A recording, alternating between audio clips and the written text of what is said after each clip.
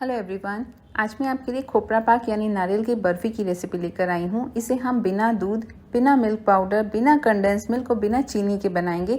सिर्फ 3 चीज़ों से हम इसे बनाकर तैयार करेंगे और इसका टेस्ट बहुत ज़्यादा शानदार है। तो चलिए देखते हैं इसे कैसे बनाते हैं। खोपरा पाक यानी नारियल की बर्फ़ी बनाने के लिए मैंने यहाँ पर आज ये ताज़ा नारियल लिया है, जिसे हरा नारियल भी कहते हैं और जिसे हम पूजा में भी यूज़ करते हैं। इसका छिलका हमने पहले से ही उतार लिया है। इसका छिलका आसानी से कैसे उतारें ये मैं ऑलरेडी आपके साथ अपने टिप्स एंड ट्रिक्स में शेयर कर चुकी हूँ। उसका लिंक नीचे डिस्क्रिप्शन बॉक्स में दिया गया है। हम पहले इस तरह से नारियल का पानी निकाल लेंगे और इस पानी को आप नारियल को ग्राइंड करने में भी यूज़ कर सकते हैं।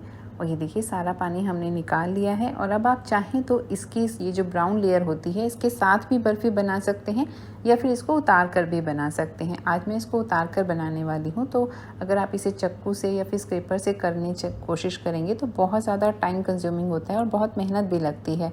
तो सबसे अच्छा तरीका ये है कि इस तरीके का बिल्कुल बारीक ग्रेटर ले लें और उस पर हल्का हल्का कोकोनट को चारों तरफ से ग्रेट कर देंगे।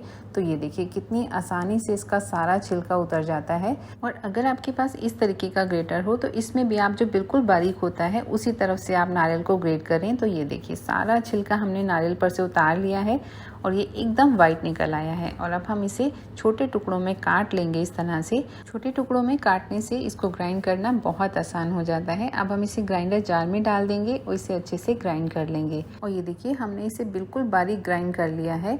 और इसे ग्राइंड करने में मैंने 2 से 3 चम्मच नारियल का पानी भी डाला था।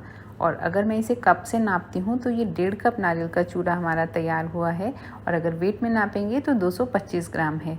अब गैस पर एक पैन रखेंगे, इसमें 1 छोटा चम्मच देसी घी डालेंगे और इसमें ये ग्राइंड किया हुआ नारियल डाल देंगे और इसे लो टू मीडियम फ्लेम पर लगातार चलाते हुए तब तक पकाएंगे जब तक कि इसमें से 80% यानी 80% मॉइस्चर ख़त्म नहीं हो जाता। हमें इसे लगातार चलाते हुए पकाना है। इसमें ज़्यादा समय नहीं लगता है, सिर्फ 5 मिनट ही हुए हैं। ये देखिए जो नारियल का मिक्सचर है हल्का सा ड्राई लग रहा है, तो बस इससे ज़्यादा हम इसे नहीं सुखाएंगे वरना इसका कलर चेंज हो सकता है। अब इसमें मीठे के लिए आप चाहें तो नॉर्मल चीनी का यूज़ कर सकते हैं, लेकिन मैं आज इसमें मिश्री डालने वाली हूँ। मिश्री चीनी का ही एक हेल्दी ऑप्शन है।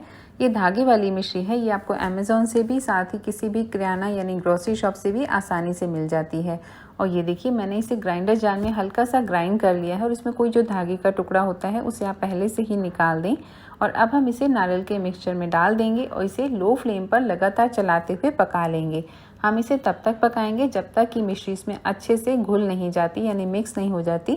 आप चाहें तो यहाँ पर बूरा डाल सकते हैं या फिर देसी खांड डाल सकते हैं, या फिर अगर आप बिल्कुल मीठा अवॉइड करना चाहते हैं तो आप इसकी जगह स्टीविया भी डाल सकते हैं। स्टीविया आप अपने टेस्ट के अकॉर्डिंग डाल सकते हैं, कम या ज़्यादा। और ये देखिए मिश्री डालने के बाद हम इसे फिर से चलाते रहेंगे, इस तरह से मिक्स कर लेंगे।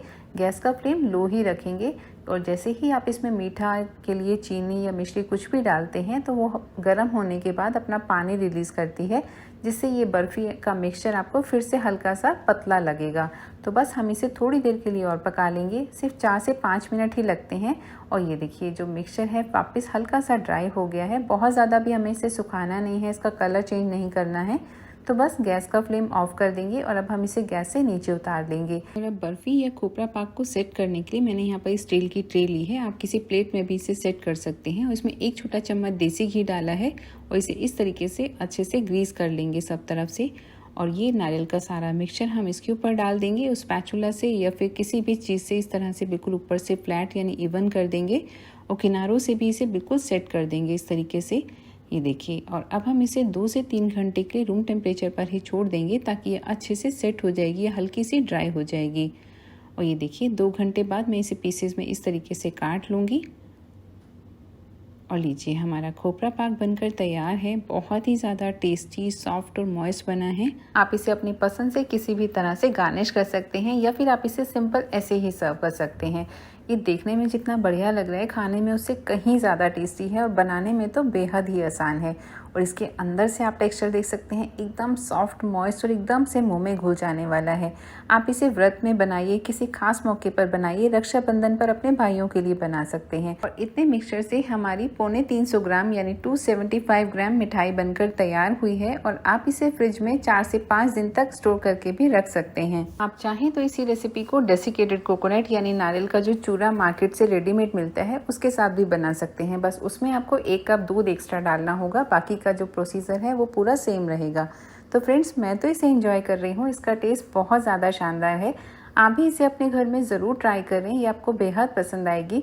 और अगर आपको हमारी रेसिपीज़ ट्राई करने के बाद पसंद आती हैं तो वीडियो को लाइक और शेयर ज़रूर कीजिए और साथ ही चैनल को सब्सक्राइब करना बिल्कुल भी ना भूलें इसी तरह की और नई नई रेसिपीज़ देखने के लिए।